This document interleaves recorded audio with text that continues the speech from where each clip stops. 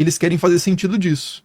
E aí surge, por exemplo, o livro de Enoque, que vai falar da queda dos anjos, que é um tema central, né, do livro de Enoque. Não é uma queda exatamente, esses anjos / Deus, eles descem voluntariamente, né, para a Terra, e aí tem um cisma, etc. Mas esse é outro assunto. A gente pode fazer um episódio só sobre o livro de Enoque também.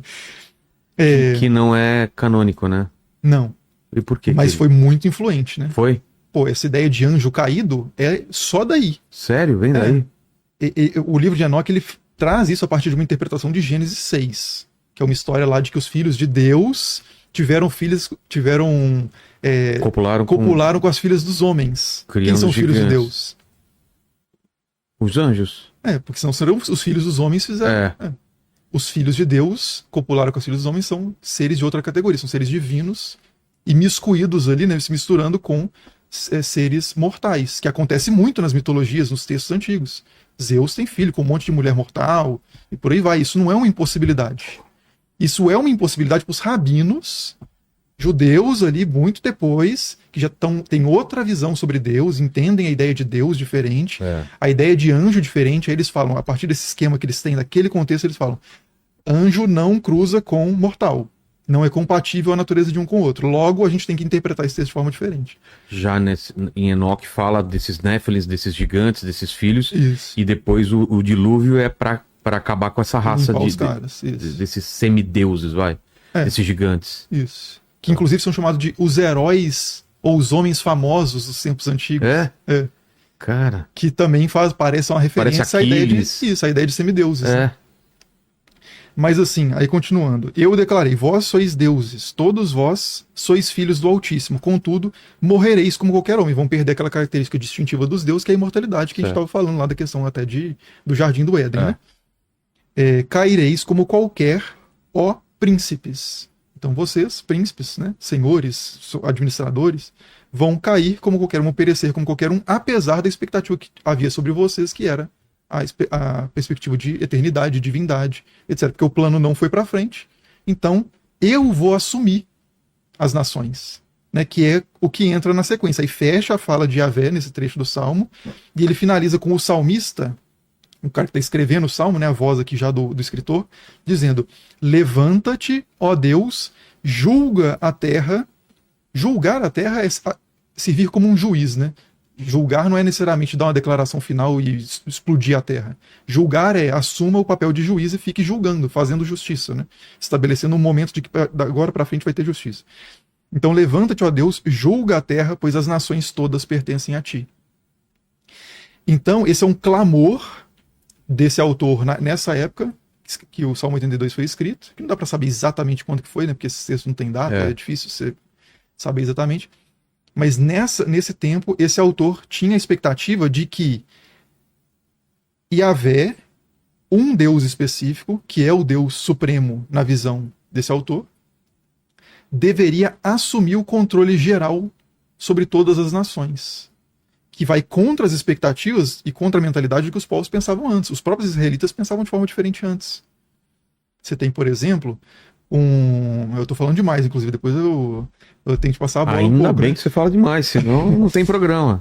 Mas tem um trecho, acho que é no livro de Juízes, que está tendo um conflito por terra entre israelitas e moabitas, que é o reino vizinho ali de Judá, e aí o moabita vem falar assim, não, essa terra é nossa. Aí o israelita fala assim, não, essa terra Yahvé deu para nós. O que é de vocês é que Quemosh, o seu Deus, deu para vocês. Essa é a mentalidade mais antiga ali de Israel e Judá. É que Yahvé é o Deus de Israel. Eles não têm problema nenhum com os moabitas adorarem Quemosh. Os moabitas fazem o que é esperado deles, que é adorar o Deus tutelar, o Deus patrono no local deles. O problema que os autores da Bíblia têm é com Baal e Asherá serem adorados em Israel e Judá. Que acontece o tempo inteiro. E praticamente a Bíblia inteira é condenação de idolatria do povo. Não é isso? Aí, o que é idolatria? É adorar deuses que não são Yahvé. Não é que esses deuses não existam na perspectiva dos autores. Eles não estão falando que esses deuses não existem. Eles estão falando que vocês são a herança de Yahvé. Vocês devem adorar Yahvé. Quando for para levar uma vítima sacrificial, for para levar um vinho, for para levar um pacote, um saco de trigo, é para levar no templo de Yahvé, não é para levar no templo de Baal. Vocês não é para adorar Baal. Só que não só o povo, mas os reis mesmo daquela região adoraram vários deuses o tempo inteiro. Se você pega o livro de reis, os livros de reis, né, que contam as histórias lá dos vários reis, então você tem Acabe, por exemplo, que eu citei aqui, você tem o Josafá, infinidade de reis. Segundo o texto de reis, acho que são 20 reis de Israel que são citados. Dos 20 são condenados tendo feito mal aos olhos do Senhor. Então, dos 20 reis que são mencionados, todos eles são reprovados. Sim. Ou seja, não era a exceção à regra, era a regra.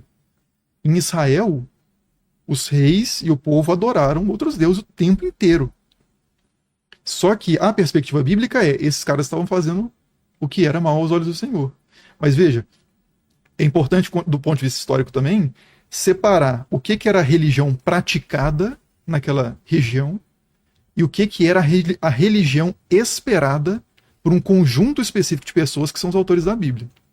É como se você pega hoje uma pessoa, sei lá, um católico, e ele, vamos supor que é um católico um pouco mais fervoroso, assim, mais, sei lá, um pouco mais radical, mais intolerante também, vai falar assim, olha, todo mundo que adora diferente de mim é satanista, ou coisa do tipo, tá adorando o diabo.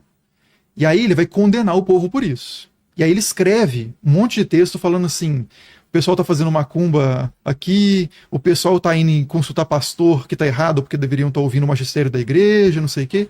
Começa a condenar todo mundo. Aí você pega esse texto escrito por esse católico, ou pelo grupo do qual ele faz parte, várias outras pessoas escrevendo coisas parecidas, e daqui a 1000 anos você usa esse texto para tentar interpretar o que é a religião no Brasil. Vai funcionar? Não. Você só vai ter a perspectiva de um grupo específico que registra qual que era a realidade histórica em alguma medida ali, porque eles falam que tá tendo macumba, que não sei o quê, então pelo menos ele assume, né, ele reconhece a existência dessas coisas, mas ele vai falar que tá errado.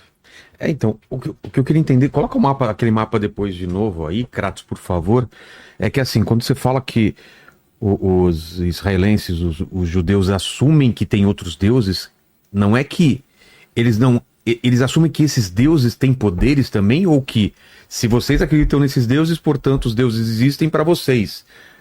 Ou eles assumem que existe o nosso Deus, ele é o mais poderoso, e existem outros deuses com poderes também, que o meu Deus luta com esses deuses. Qual que é a visão desse povo? Então, esse é um tema muito difícil, porque a gente tem que ir de livro a livro, mas assim, na esmagadora maioria dos casos, não tem uma razão para você imaginar que eles estão duvidando da existência desses deuses e que esses deuses têm algum poder.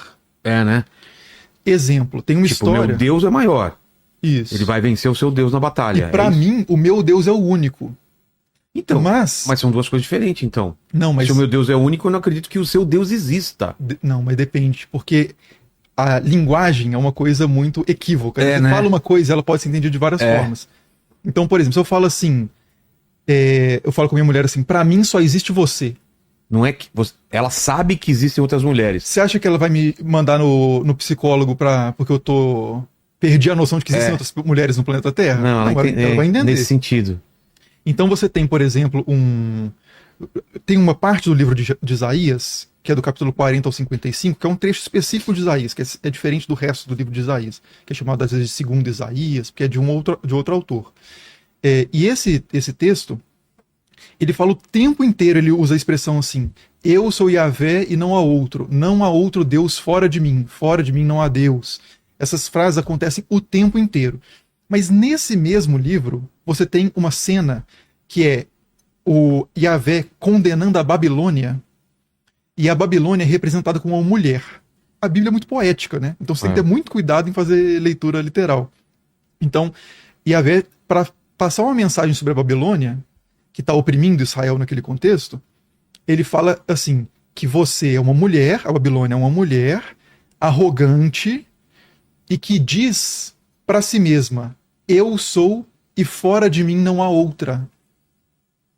Será que esse texto está indicando que os babilônicos entendiam que só eles existiam? Não. Não. Mas assim, o que é relevante somos nós. Fora de nós, não há outro. Não importa. Tem até uma frase mais recente, né, que é fulana rainha o resto nadinha. Já ouviu isso? É rainha ou é... Eu acho que é isso, né? Tipo... Não conheço, não. Eu já ouvi isso. Coloca Anitta rainha pro o resto nadinha. Retoricamente, é esse o efeito. Entendi. Tipo assim, você não está duvidando da existência de outras figuras, né? Mas o que acontece no caso da Bíblia é que a Bíblia, de novo, ela vai sendo escrita pouco a pouco, você tem mudanças de pensamento ao longo desse período, você tem muitos contatos culturais também que vão influenciar esses povos a produzirem novas compreensões do sagrado. São pessoas que estão tentando entender ali a realidade na qual elas vivem a partir de uma certa cultura. E essa cultura muda.